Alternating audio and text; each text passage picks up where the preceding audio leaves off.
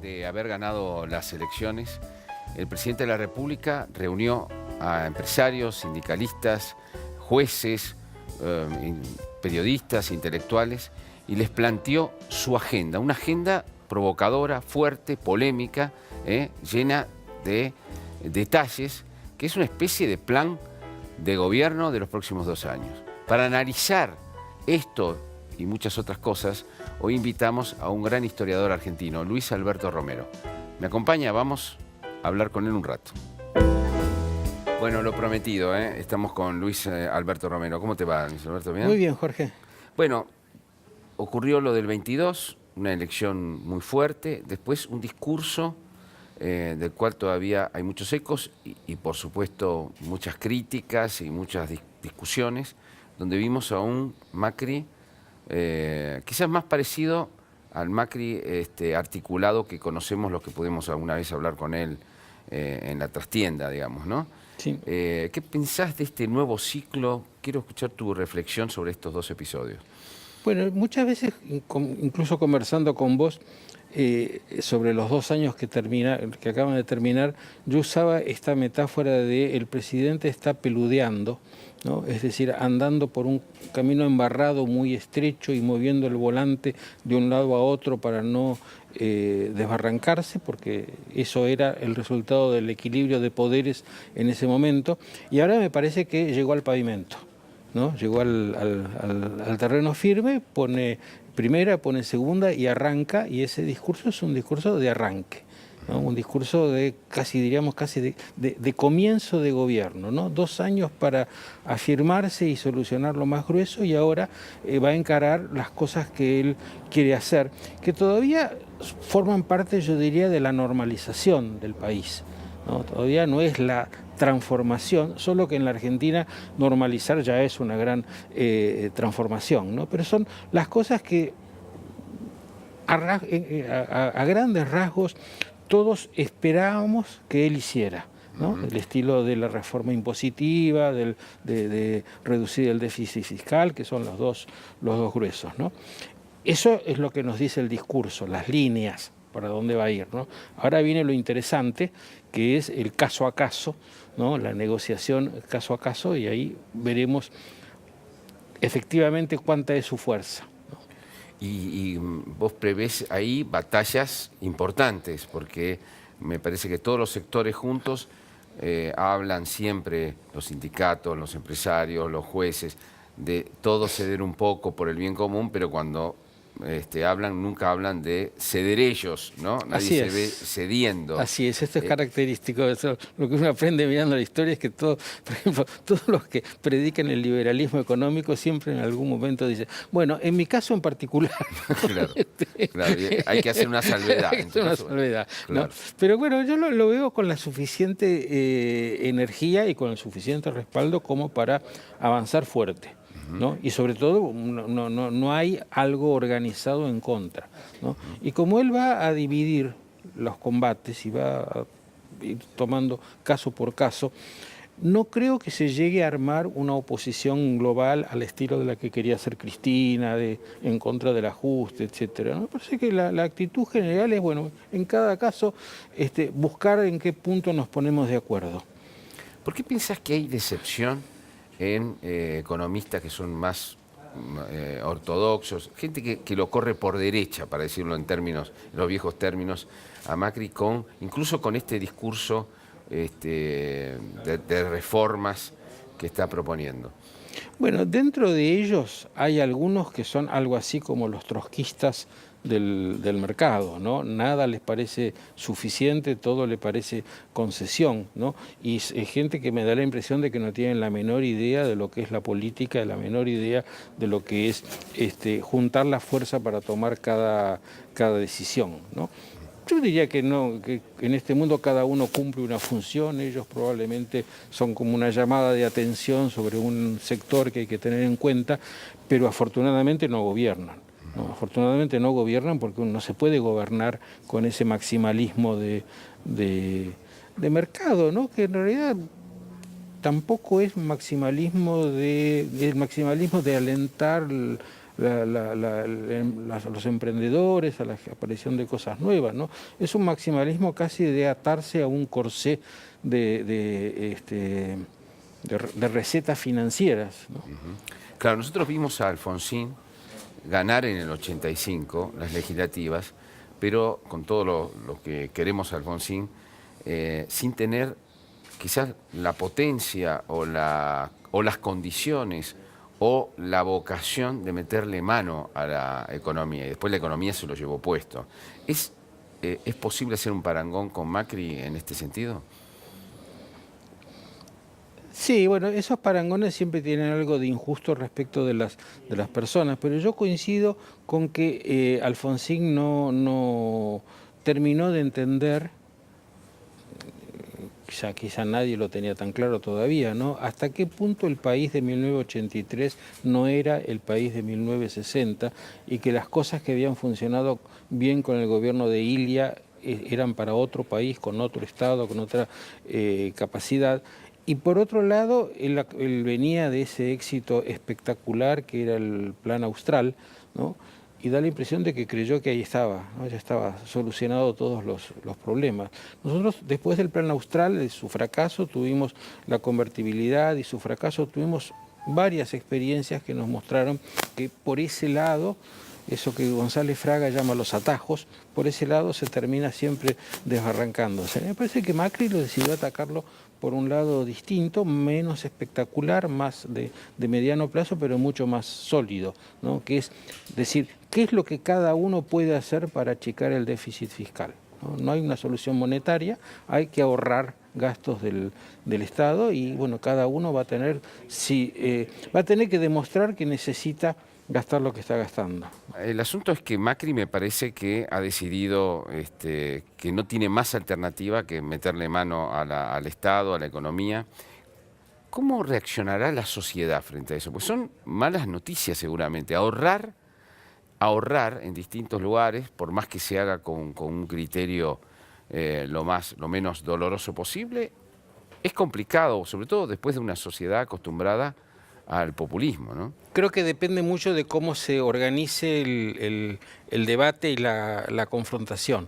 Yo creo que Macri partió de una buena base con este discurso inicial, que es mostrar que es un problema de todos y que lo que uno puede perder de un lado probablemente lo recupere del otro. Esto es un marco general. Luego me parece que su intención es dividir las discusiones tanto como sea necesario para evitar que se formen esos frentes comunes a los cuales están propensa la política argentina. Si logra eso, si logra dividir las discusiones con la fuerza que ha acumulado y este sentido común de que las cosas hay que hacer, creo que va a avanzar considerablemente. Nosotros no sabemos cuánto cree él realmente que va a avanzar en cada caso. Él plantea objetivos de máxima y no ha dicho nada sobre los grados. Creo que en cada caso va a ser muy gradual, ¿no? Yo creo que el riesgo es que ocurra algo como, salvando las diferencias, lo que ha ocurrido con el caso Maldonado o lo que antes ocurrió con el 2x1, y que a mí me parece que tiene que ver con esa capacidad que todavía conserva el relato kirchnerista de aglutinar la opinión y crear ruido, disturbio, conflictividad, ¿no? Y capacidad para reunir todas las disconformidades en una, ¿no? Es una cosa que el relato todavía conserva, y conserva esa capacidad de armar rápidamente mitos que son lo contrario de una discusión racional, ¿no? Donde el gobierno dice, bueno, cuánto de acá, cuánto de allá, ellos van a oponer el ajuste neoliberal, la continuidad de la dictadura, etcétera. Ese relato, aunque es sostenido por un sector acotado de la sociedad, de hecho es el único. No hay otro conjunto de gente que pueda decir otras cosas, ¿no? Y yo creo que ahí hay un elemento potencialmente muy riesgoso. Inclusive, Cristina probablemente está terminando su ciclo Pero alguien se va a hacer cargo de eso y mientras eso exista, ese artefacto exista, hay una especie de bomba de tiempo. Y ese es el punto en el que a mí me parece que además de preocuparse por el ajuste del presupuesto, que es fundamental, el gobierno debería preocuparse un poco más de cómo enfrentar esos mitos poderosos que se crean sobre la marcha a una velocidad asombrosa, ¿no? Porque lo que hicieron con Santiago Maldonado es asombroso, la construcción que inmediatamente armaron, ¿no? Frente a un gobierno que claramente no supo, no tenía pensado cómo responder, ¿no? Entonces, a mí me parece que ese es el costado que le convendría cubrir un poco mejor para poder discutir razonablemente con los sindicatos, con el Poder Judicial, con los jubilados como yo, con cada uno, explicándoles cuánto hay que ceder y cuánto se van a beneficiar. Claro, porque por más que en las elecciones se vio que ese discurso no funcionaba, no prendió, sí es un discurso, no prendió en las urnas. En las urnas. Pero sí en la discusión pública. Claro, ¿no? esa es la Porque cosa. es un relato, siguiendo tu razonamiento, es un relato manejado por un grupo pequeño, una minoría intensa, pero con un poder psicopático sobre una parte de la opinión pública o de la discusión muy grande. Es decir, mucha gente que no es kirchnerista se siente corrida, ¿no?, por este tipo de inventos, de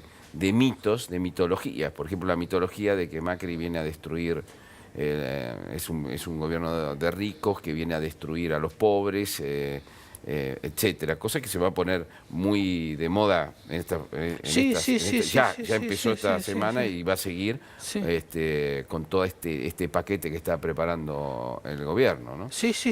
Y es así como vos decís de potente, porque combina dos o tres elementos que ya estaban dando vueltas en nuestro sentido común y que al juntarlos les da una potencia notable, ¿no? Uno de ellos, muy antiguo, es el relato nacional y popular de la historia argentina, ¿no? Los caudillos federales, Rosas, como dice debido Rosas, Irigoyen, Perón, Kirchner, ¿no? Claro.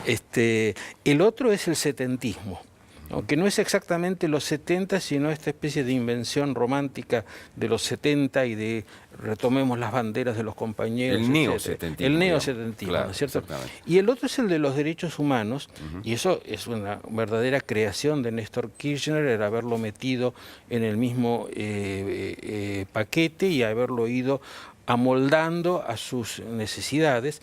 Porque los derechos humanos, más allá de la instrumentación kirchnerista, siguen siendo un tema sensible para infinidad de gente que quizá no sea kirchnerista, pero que por ese lado se suma, ¿no? Y ahí tenemos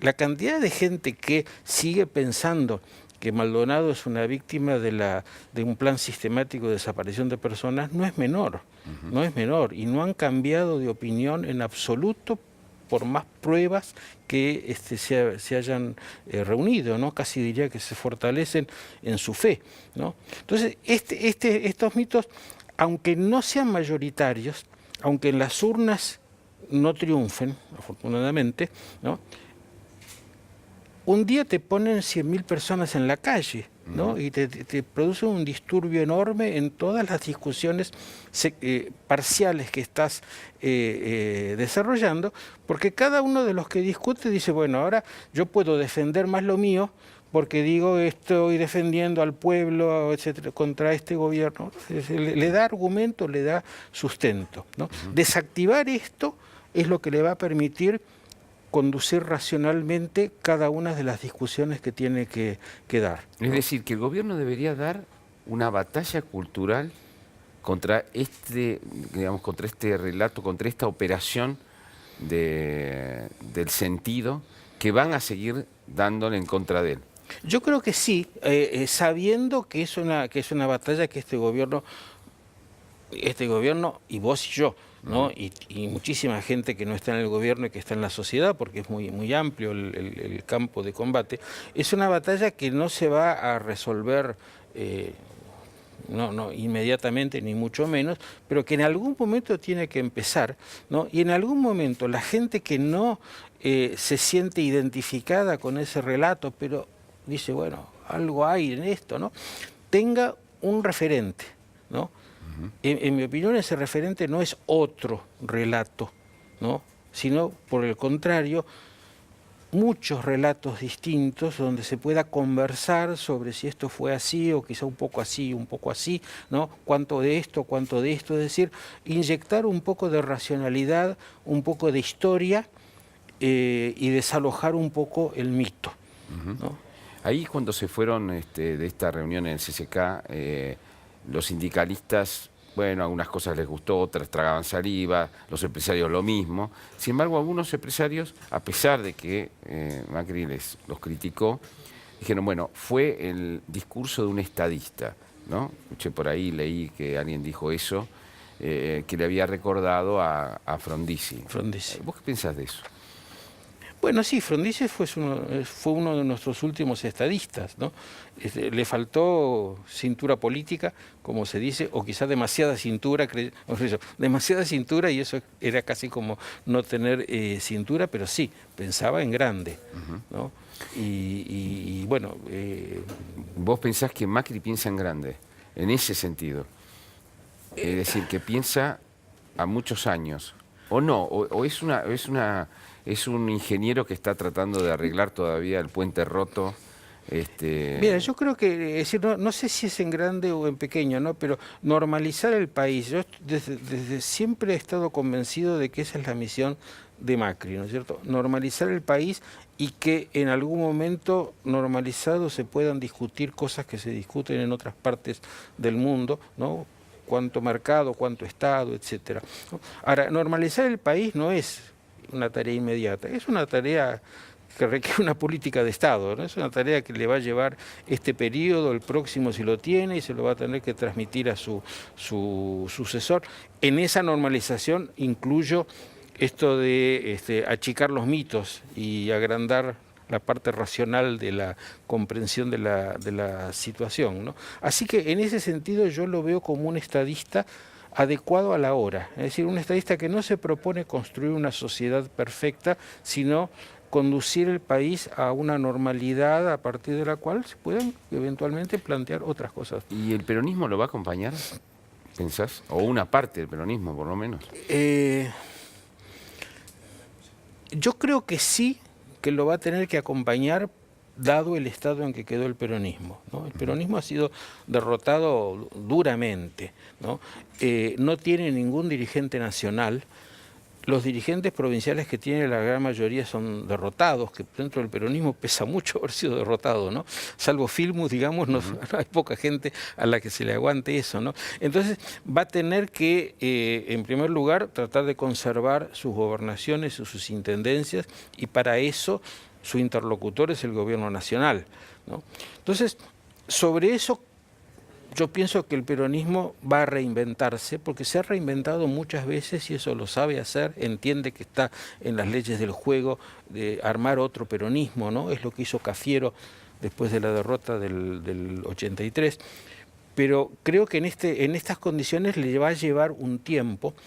Y con esto quiero decir una cosa muy pequeña, no creo que llegue a tiempo para 2019, de formar un líder nacional, de reducir los conflictos que hay ahora, ¿no? De modo que buena parte, este periodo y buena parte del próximo, el peronismo va a estar en el papel del partido minoritario que puede negociar muchas cosas, pero que tiene que seguirle el paso al mayoritario, ¿no? Ahora, teniendo en cuenta que Macri es la normalización, ¿no? ¿Habrá un peronismo normalizador? Porque Cafiero de alguna manera se acercó, Cafiero y el Menem anterior, ¿no? El que era renovador, los dos se acercaron de alguna manera a Alfonsín, pareciéndose un poco en el sentido de ser más modernos, más democráticos, internas de partidos políticos. Bueno, ahí está la socialdemocracia, acá está el socialcristianismo, digámoslo de una manera así un poco simplificadora. Es decir, entraron como en el juego de la época, ¿no? ¿Entrará en el juego de la época de la normalización el peronismo? ¿Puede haber un peronismo normalizador? Bueno, yo creo que vos dijiste la frase justa, entran en el juego de la época, ¿no? En 1989, en plena hiperinflación, el juego de la época no era la normalidad, era apelar a la personalidad del presidente para hacer cosas, cirugía mayor sin anestesia. Ese era el clima de la época. Entonces, ¿cómo va a ser el peronismo? Depende muchísimo de cómo le vaya al gobierno no peronista, ¿no? Y qué tipo de normalidad deja. Si logra, por ejemplo, afianzar la institucionalidad, ¿no? Y que la justicia funcione como justicia, etcétera, el peronismo, que es un movimiento dedicado a ganar el poder, que no tiene un principio más importante que ese, bueno, va a jugar según las reglas y va a hacer muy bien, ¿no? Son tipos prácticos que van a jugar según las reglas, ¿no? Entonces depende mucho de si los no peronistas logran afirmar